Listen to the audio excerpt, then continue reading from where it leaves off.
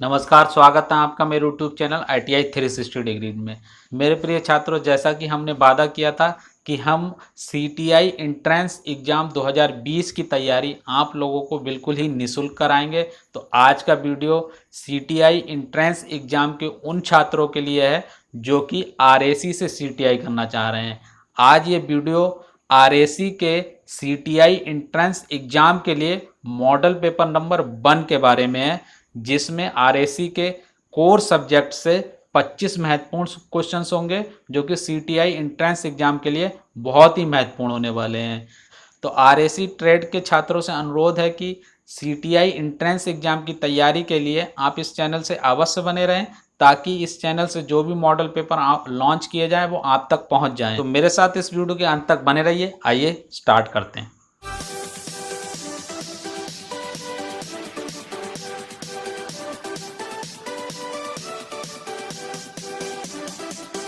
Start करते हैं और आते हैं क्वेश्चन नंबर 1 पर। कंडेंसर सरफेस सामान्य रूप से फिल इन द ब्लैंक्स के लिए पतली की जाती हैं या फिंड की जाती हैं। ऑप्शन चेक कर लेते हैं। ऑप्शन ए ऊष्मा क्षय में कमी, ऑप्शन बी है ऊष्मा क्षय में वृद्धि, ऑप्शन सी है सुंदरता बढ़ाने, ऑप्शन डी है इनमें से कोई नहीं। तो जो कंडेंसर होता है उसका काम होता है रेफ्रिजरेंट का तापमान निकालने के लिए या रेफ्रिजरेंट का तापमान कम करने के लिए। इसीलिए जो कंडेंसर की जो सरफेस होती है उसे पतला बनाया जाता है। इसलिए क्वेश्चन नंबर 1 का जो सही उत्तर हुआ वो हुआ ऑप्शन बी, ऊष्मा क्षय में वृद्धि के लिए। आगे बढ़ते हैं, आते हैं क्वेश्चन नंबर 2 पर। लैप जॉइंट में fill in the blanks. Option check कर लेते हैं। ऑप्शन ए है प्लेट सिरों पर जुड़ी होती हैं, ऑप्शन बी है प्लेट एक के ऊपर एक रखी जाती हैं, ऑप्शन सी है एक प्लेट क्षैतिज रूप में रखी जाती है, और ऑप्शन डी है ऊर्ध्वाधर रूप में रखी जाती है। तो जो लैप जॉइंट होता है उसमें प्लेट एक के ऊपर एक रखी जाती है। इसलिए क्वेश्चन नंबर 2 का सही उत्तर हुआ ऑप्शन बी, प्लेट एक के ऊपर एक करके रखी जाती है। आगे बढ़ते हैं, आते हैं क्वेश्चन नंबर 3 पर। एनर्जी मीटर का उपयोग निम्न के मानक के लिए किया जाता है। ऑप्शन चेक कर लेते हैं। ऑप्शन ए है विद्युत ऊर्जा के लिए, ऑप्शन बी है प्रतिरोध, ऑप्शन सी है करंट, और ऑप्शन डी है वोल्टेज। तो जो एनर्जी मीटर होता है उसके द्वारा हम विद्युत ऊर्जा का मापन करते हैं। इसलिए क्वेश्चन नंबर 3 का सही उत्तर हुआ ऑप्शन ए, विद्युत ऊर्जा। आगे बढ़ते हैं, आते हैं क्वेश्चन नंबर 4 पर। माइलेट एक फिल इन द ब्लैंक्स है। ऑप्शन चेक कर लेते हैं। ऑप्शन ए है कठोर हथौड़ा, ऑप्शन बी है नरम हथौड़ा, ऑप्शन सी है मुग्दर, ऑप्शन डी है तनन हथौड़ा। तो जो माइलेट होता है वो एक नरम हथौड़ा होता है। उसको या तो रबड़ का बनाया जाता है या फिर लकड़ी का बनाया जाता है, और माइलेट का प्रयोग हम सीट मेटल शॉप में करते हैं। इसलिए क्वेश्चन नंबर 4 का जो सही उत्तर हुआ वो हुआ ऑप्शन बी, नरम हथौड़ा। माइलेट एक नरम हथौड़ा होता है। आगे बढ़ते हैं और आते हैं क्वेश्चन नंबर 5 पर। जब AC परिपथ में रजिस्टेंस तथा इंडक्टर होते हैं तब वोल्टेज का धारा के मध्य संबंध होता है। मतलब जब एक AC परिपथ है उसमें इंडक्टेंस और रेजिस्टेंस है तो वोल्टेज और धारा के बीच में क्या संबंध होता है, ये क्वेश्चन में पूछा गया है। ऑप्शन चेक कर लेते हैं। ऑप्शन ए है वोल्टेज धारा को 45 डिग्री लीड करती है, ऑप्शन बी है वोल्टेज धारा को 90 डिग्री लीड करती है, ऑप्शन सी है धारा वोल्टेज को 90 डिग्री लीड करती है, और ऑप्शन डी है वोल्टेज धारा को 45 डिग्री तक लीड करता है। जब प्योर इंडक्टिव सर्किट होता है तो उसमें जो वोल्टेज होती है वो धारा को 90 डिग्री लीड करती है, परंतु इस AC परिपथ में इंडक्टर और रेजिस्टेंस दोनों हैं, इसलिए जो वोल्टेज है वो धारा को 90 डिग्री से कम लीड करेगी। इसलिए जो चारों ऑप्शन दिए हैं इसमें जो सही ऑप्शन है वो है ऑप्शन डी, वोल्टेज धारा को 45 डिग्री तक लीड करता है। आगे बढ़ते हैं और आते हैं क्वेश्चन नंबर 6 पर। स्निप का प्रयोग निम्न के लिए किया जाता है। ऑप्शन चेक कर लेते हैं। ऑप्शन ए है मेजरिंग टूल, ऑप्शन बी है मार्किंग टूल, ऑप्शन सी है कटिंग टूल, और ऑप्शन डी है सपोर्टिंग टूल। तो जो स्निप होता है वो एक प्रकार की सीजर या कैंची होती है जो सीट मेटल में शीट को काटने के लिए या फिर चादर को काटने के लिए प्रयोग की जाती है, इसलिए स्निप जो है वो एक कटिंग टूल है। इसलिए क्वेश्चन नंबर 6 का सही आंसर हुआ ऑप्शन सी, कटिंग टूल। आगे बढ़ते हैं, आते हैं क्वेश्चन नंबर 7 पर। रेफ्रिजरेशन साइकिल में ऊष्मा का प्रवाह होता है, मतलब रेफ्रिजरेशन साइकिल में ऊष्मा का जो फ्लो होता है वो कैसा होता है। ऑप्शन चेक कर लेते हैं। ऑप्शन ए है उच्च तापमान से निम्न तापमान की ओर। ऑप्शन बी है निम्न तापमान से उच्च तापमान की ओर। ऑप्शन सी है कंप्रेसर से इवापोरेटर की ओर। और ऑप्शन डी है लिक्विड लाइन से इवापोरेटर की ओर। तो जो नॉर्मल ऊष्मा का जो प्रवाह होता है, जो फ्लो होता है, वो उच्च तापमान से निम्न तापमान की ओर होता है, परंतु जो रेफ्रिजरेशन साइकिल होता है उसमें जो ऊष्मा या फिर तापमान का जो फ्लो होता है वो निम्न तापमान से लेकर से उच्च तापमान की ओर होता है। इसलिए क्वेश्चन नंबर 7 का सही उत्तर हुआ ऑप्शन बी, निम्न तापमान से उच्च तापमान की ओर। आगे बढ़ते हैं, आते हैं क्वेश्चन नंबर 8 पर। रेफ्रिजरेशन सिस्टम की कार्य दक्षता फिल इन द ब्लैंक्स का अनुपात होता है। ऑप्शन चेक कर लेते हैं। ऑप्शन ए कूलिंग इफेक्ट का पावर इनपुट से। ऑप्शन बी है कूलिंग इफेक्ट का एनर्जी इनपुट से। ऑप्शन सी है हीटिंग इफेक्ट का पावर इनपुट से। और ऑप्शन डी है हीटिंग इफेक्ट का एनर्जी इनपुट से। तो जो रेफ्रिजरेशन सिस्टम होता है उसकी जो दक्षता होती है या इफ़िशेंसी होती है या कार्य क्षमता जो होती है उस वह होती है कूलिंग इफेक्ट का पावर इनपुट से रेशियो या अनुपात। इसलिए क्वेश्चन नंबर 8 का सही उत्तर हुआ ऑप्शन ए, कूलिंग इफेक्ट का पावर इनपुट से। आगे बढ़ते हैं, आते हैं क्वेश्चन नंबर 9 पर। सेंटर पंच का कोण होता है। सेंटर पंच का क्या कोण होता है? ऑप्शन चेक कर लेते हैं। ऑप्शन ए है 45 डिग्री। ऑप्शन बी है 75 डिग्री। ऑप्शन सी है 90 डिग्री। और ऑप्शन डी है 15 डिग्री। तो जो सेंटर पंच होता है उसका जो कोण होता है, जो पॉइंट का कोण होता है वो 90 डिग्री होता है। इसलिए क्वेश्चन नंबर 9 का सही उत्तर हुआ ऑप्शन सी, 90 डिग्री। यह क्वेश्चन बहुत ही इंपॉर्टेंट है, कई बार एग्जाम में पूछा गया है, तो इसको बहुत ध्यान से याद रखना। सेंटर पंच का जो पॉइंट एंगल होता है वो 90 डिग्री पर ग्राइंड होता है। आगे बढ़ते हैं, आते हैं क्वेश्चन नंबर 10 पर। ऑक्सी एसिटिलीन वेल्डिंग के साथ न्यूट्रल फ्लेम में तापमान होता है। तो जो न्यूट्रल फ्लेम होती है उसका क्या तापमान होता है? ऑप्शन चेक कर लेते हैं। ऑप्शन ए है 3260 डिग्री। ऑप्शन बी है 3500 डिग्री। ऑप्शन सी है 2500 डिग्री। ऑप्शन डी है 2800 डिग्री। तो जो ऑक्सी एसिटिलीन होता है उसमें न्यूट्रल फ्लेम का तापमान लगभग 3200 डिग्री सेल्सियस के आसपास होता है। इसलिए जो गिवन ऑप्शन है चारों ABCD, इसमें जो सही आंसर है वो है 3260 डिग्री, ऑप्शन ए। आगे बढ़ते हैं, आते हैं क्वेश्चन नंबर 11 पर। निम्न में से विद्युत का सर्वश्रेष्ठ चालक कौन सा है? ऑप्शन चेक कर लेते हैं। ऑप्शन ए है सिलिकॉन। ऑप्शन बी है तांबा। ऑप्शन सी है एल्युमिनियम। और ऑप्शन डी है सोना। तो जो निम्न चारों ABCD हैं इनमें से जो सबसे अच्छा विद्युत का चालक होता है वो होता है तांबा। इसलिए क्वेश्चन नंबर 11 का सही उत्तर हुआ ऑप्शन बी, तांबा। आगे बढ़ते हैं, आते हैं क्वेश्चन नंबर 12 पर। आवृत्ति की इकाई है या फ्रिक्वेंसी की इकाई है? ऑप्शन चेक कर लेते हैं। ऑप्शन ए है सेकंड। ऑप्शन बी है क्यूरी। ऑप्शन सी है टेस्ला। ऑप्शन डी है हर्ट्ज। तो जो आवृत्ति या फ्रिक्वेंसी होती है उसकी जो इकाई होती है वो होती है हर्ट्ज। इसलिए क्वेश्चन नंबर 12 का सही उत्तर हुआ ऑप्शन डी, हर्ट्ज। आगे बढ़ते हैं, आते हैं क्वेश्चन नंबर 13 पर। रेफ्रिजरेंट का सर्वाधिक महत्वपूर्ण गुणधर्म होता है। ऑप्शन चेक कर लेते हैं। ऑप्शन ए है वाष्पीकरण की गुप्त ऊष्मा। ऑप्शन बी है लो विस्कोसिटी। ऑप्शन सी है रासायनिक रूप में स्थायी। ऑप्शन डी है विष रहित। तो जो रेफ्रिजरेंट का मुख्य गुणधर्म होता है वो होता है वाष्पीकरण की उच्च गुप्त ऊष्मा।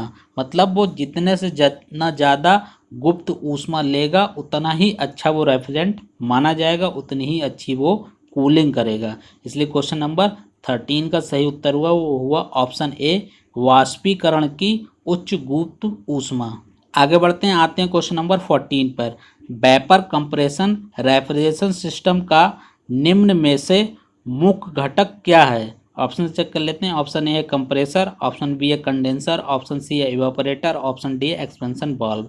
तो वेपर कंप्रेशन रेफ्रिजरेशन सिस्टम होता है, उसका जो मुख्य भाग होता है वो होता है कंप्रेसर। इसलिए क्वेश्चन नंबर 14 का सही उत्तर हुआ ऑप्शन ए कंप्रेसर। आगे बढ़ते हैं, आते हैं क्वेश्चन नंबर 15 पर। Double door refrigerator fill in the blanks पर कार्य करता है। ऑप्शन चेक कर लेते हैं। ऑप्शन ए है vapour compression cycle, option B है air refrigeration cycle, option C है वेपर एब्जॉर्प्शन साइकिल और ऑप्शन डी है इजेक्टर रेफ्रिजरेशन साइकिल। तो जो डबल डोर फ्रिज होता है या रेफ्रिजरेटर जो होता है वो वेपर कंप्रेशन साइकिल पर वर्क करता है, इसलिए क्वेश्चन नंबर 15 का सही आंसर हुआ option A vapour compression refrigeration cycle. आगे बढ़ते हैं, आते हैं क्वेश्चन नंबर 16 पर।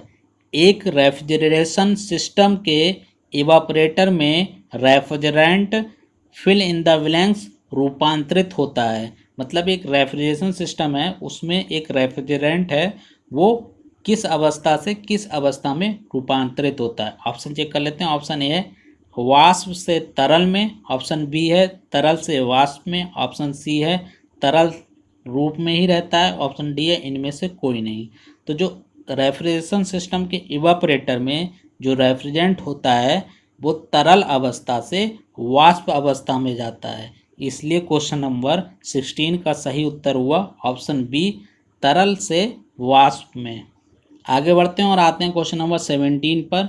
जीआई सीट का मापन फिल इन द ब्लैंक्स किया जाता है। ऑप्शन चेक कर लेते हैं। ऑप्शन ए है सीट गेज द्वारा, ऑप्शन जी है प्लग गेज द्वारा, ऑप्शन सी है फिलर गेज द्वारा, ऑप्शन डी है वर्नियर हाइट गेज द्वारा। तो जो जीआई सीट होता है या गैल्वेनाइज सीट होता है उसका जो मापन होता है वो सीट गेज द्वारा किया जाता है, इसलिए क्वेश्चन नंबर 17 का सही उत्तर हुआ ऑप्शन ए सीट गेज द्वारा। आगे बढ़ते हैं, आते हैं क्वेश्चन नंबर 18 पर। गुप्त ऊष्मा की प्रक्रिया में तापमान fill in the blanks. Option check कर लेते हैं। ऑप्शन ए है स्थिर रहता है, ऑप्शन बी है बढ़ता है, ऑप्शन सी है घटता है, ऑप्शन डी है ऊष्मा स्थानांतरण की दिशा गति पर निर्भर करते हुए बढ़ भी सकता है या फिर घट भी सकता है। तो जो गुप्त ऊष्मा होती है उसमें जो तापमान होता है वो स्थिर रहता है, इसलिए क्वेश्चन नंबर 18 का सही उत्तर हुआ ऑप्शन ए स्थिर रहता है। गुप्त ऊष्मा में जो तापमान है वो स्थिर रहता है, परंतु जो अवस्था है वो चेंज होती है। आगे बढ़ते हैं, आते हैं क्वेश्चन नंबर 19 पर। वेपर कंप्रेशन सिस्टम में कम दाब वाली साइड में फिल इन द ब्लैंक्स होता है।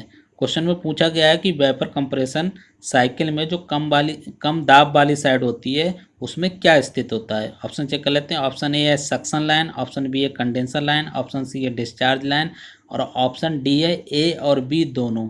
तो जो कम दाब वाली साइड होता है उसमें सक्शन लाइन होती है स्थित, इसलिए क्वेश्चन नंबर 19 का जो सही उत्तर हुआ वो हुआ ऑप्शन ए सक्शन लाइन। आगे बढ़ते हैं, आते हैं क्वेश्चन नंबर 20 पर। कैपिलरी ट्यूब का क्रॉस सेक्शन स्टार्टिंग से एंड तक fill in the blanks. Option check कर लेते हैं। ऑप्शन ए है बढ़ता है, ऑप्शन बी है घटता है, ऑप्शन सी है स्थिर रहता है, ऑप्शन डी है इनमें से कोई नहीं। तो जो कैपिलरी का क्रॉस सेक्शन है वो स्टार्टिंग से एंड तक स्थिर रहता है, इसलिए क्वेश्चन नंबर 20 का सही उत्तर हुआ ऑप्शन सी स्थिर रहता है। कैपिलरी का जो क्रॉस सेक्शन है वो शुरू से लेकर लास्ट तक एक समान रहता है। आगे बढ़ते हैं, आते हैं क्वेश्चन नंबर 21 पर। निम्न में से क्या एक कटिंग टूल है। ऑप्शन चेक कर लेते हैं। ऑप्शन ए है स्टील रूल, ऑप्शन बी है सरफेस प्लेट, ऑप्शन सी है छेनी, ऑप्शन डी है पाइप बायस। तो जो चारों ऑप्शन है इनमें से जो छेनी है वह एक कटिंग टूल है, इसलिए क्वेश्चन नंबर 21 का सही उत्तर हुआ ऑप्शन सी छेनी। आगे बढ़ते हैं, आते हैं क्वेश्चन नंबर 22 पर। टैब का प्रयोग निम्न के लिए होता है। ऑप्शन चेक कर लेते हैं। ऑप्शन ए है बाहरी थ्रेड की कटिंग के लिए, ऑप्शन बी है छेद करने के लिए, ऑप्शन सी है आंतरिक थ्रेड के निर्माण के लिए, ऑप्शन डी है छेद के आंतरिक व्यास के मापन के लिए। तो जो टैब होता है उसके द्वारा आंतरिक थ्रेड के निर्माण किए जाते हैं, इसलिए क्वेश्चन नंबर 22 का जो सही उत्तर है वो है ऑप्शन सी आंतरिक थ्रेड के निर्माण के लिए। आगे बढ़ते हैं और आते हैं क्वेश्चन नंबर 23 पर। Capillary tube fill in the blanks. Option check कर लेते हैं। ऑप्शन ए है दाब बढ़ाती है, ऑप्शन बी है दाब घटाती है, ऑप्शन सी है तापमान बढ़ाती है, ऑप्शन डी इनमें से कोई नहीं। तो जो कैपिलरी ट्यूब होता है, जो उसका मुख्य काम होता है जो रेफ्रिजरेशन साइकिल में, वो होता है दाब घटाने का। जो सही उत्तर है वो है ऑप्शन बी, दाब घटाने के लिए। कैपिलरी ट्यूब जो होता है उसका प्रयोग रेफ्रिजरेशन साइकिल में दाब घटाने के लिए किया जाता है। आगे बढ़ते हैं, आते हैं क्वेश्चन नंबर 24 पर। 18 SWG सीट की मोटाई होती है। क्वेश्चन में पूछा गया कि 18 SWG का मतलब होता है स्टैंडर्ड वायर गेज। तो क्वेश्चन में पूछा गया है कि 18 जो गेज होता है उसकी मोटाई कितनी होती है। ऑप्शन चेक कर लेते हैं। ऑप्शन ए है 2 मिलीमीटर, ऑप्शन बी है 3 मिलीमीटर, ऑप्शन सी है 1.5 मिलीमीटर, ऑप्शन डी है 1.02 मिलीमीटर।